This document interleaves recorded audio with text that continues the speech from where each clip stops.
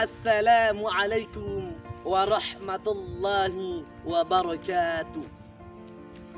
Marhaban ya Ramadan, marhaban ya Ramadan.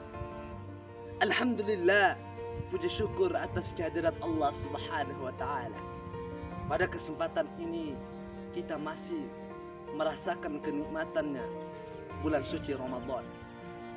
Satu yang kita ambil dan yang kita kejar di bulan Ramadan ini ialah bagaimana puasa, segala kebaikan yang kita kerjakan pada saat bulan ini, itu semua bisa Allah nilai dengan baik.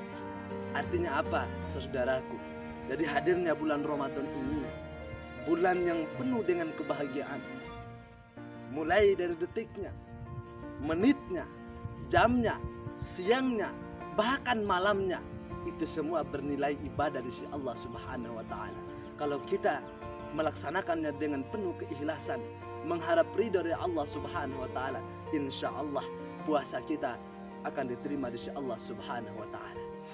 Hadirin saudaraku dimanapun Anda berada, terkhusus imawan dan imawati dimanapun Anda berada, ataupun kadar Muhammadiyah yang insya Allah dimuliakan oleh Allah Subhanahu wa taala. Pada kesempatan ini, izinkanlah saya mau menyampaikan sebuah pesan yang dimana pesan ini diriwayatkan oleh baginda Nabi Allah, Nabi akhir zaman.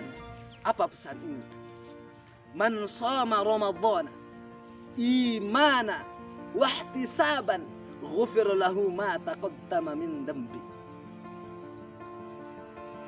Sesungguhnya barang siapa yang berpuasa di bulan Ramadan penuh dengan keikhlasan, penuh dengan keimanan, maka saya akan mengampuni, kata Allah Subhanahu wa taala, segala dosa-dosa yang telah diperbuat, baik semenjak dia di usia balik hingga sampai dia pada saat sekarang ini.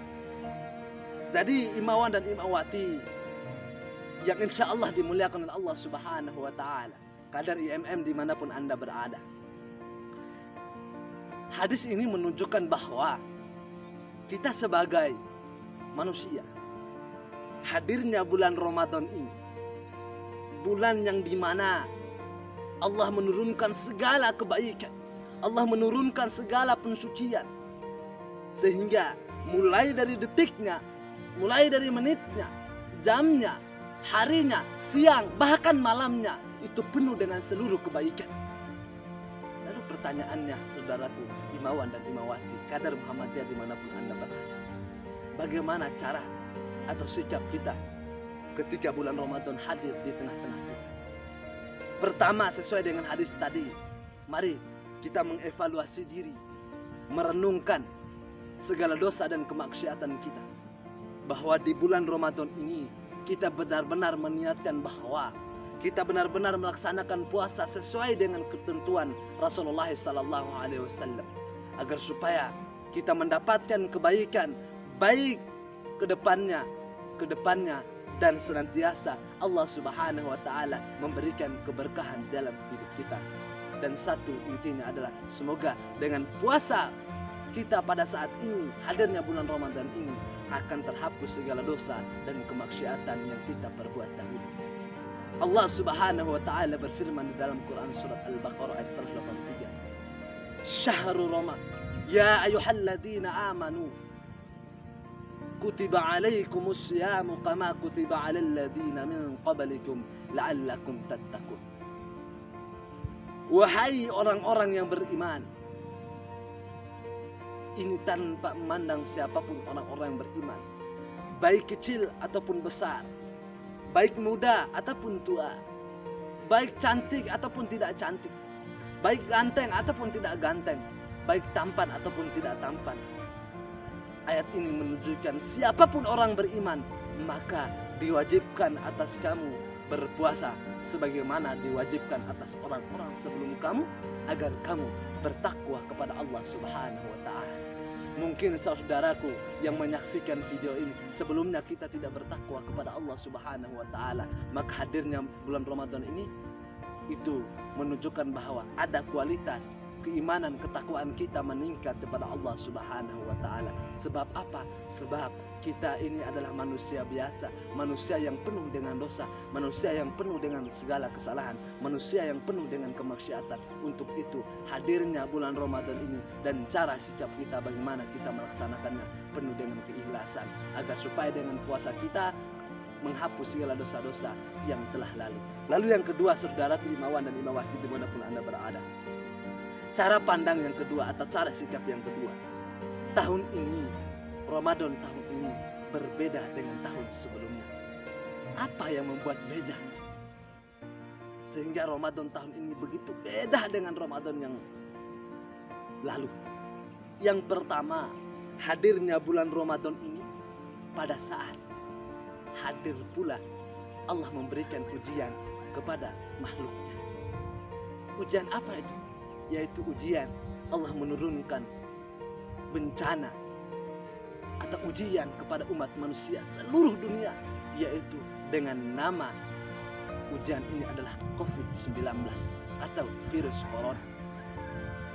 Nah, bagaimana sikap kita sebagai kader Muhammadiyah, sebagai imawan dan imawati? Maka cara pandang kita adalah, pertama kita mengetahui bahwa di dalam rujukan Muhammadiyah ada istilahnya fikih bencana. Bagaimana hadirnya bencana ini, cara pandang kita adalah merupakan ujian dari Allah Subhanahu wa Ta'ala. Maka hadirnya bulan Ramadan ini pada saat wabah COVID-19 ini menunjukkan bahwa ada kemuliaan-kemuliaan yang Allah berikan untuk kita. Jadi saudara-saudaraku, dimanapun Anda berada, imawan dan imawati, wabah ini hadir di bulan Ramadan memberikan kabar gembira bagaimana kualitas keimanan dan ketakwaan kita semakin meningkat kepada Allah Subhanahu wa Ta'ala. Itu poinnya. Jadi apapun himbauan pemerintah, himbauan dari pemerintah daerah ataupun pemerintah pusat untuk senantiasa melakukan puasa Ramadan di rumah saja, maka silakan melaksanakan puasa dan sahur ataupun berbuka puasa, sholat taraweh ataupun amalan yang lainnya tetap di rumah saja.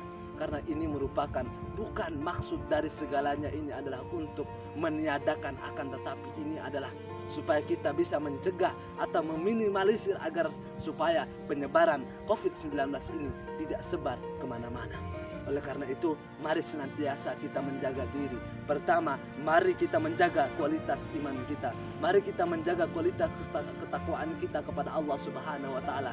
Mari kita menjaga agar senantiasa tidak kena virus ini, senantiasa tetap di rumah saja. Mungkin yang membedakan saja adalah tempat beribadahnya, akan tetapi nilai ibadahnya, nilai puasa Ramadannya sama saja. Mungkin Ramadan sebelumnya kita berpuasa atau melaksanakan sholat wajib, sholat taraweh, sholat sunnah lainnya di masjid, akan tetapi tahun ini yang berbeda cuma tempatnya saja, tetap di rumah saja.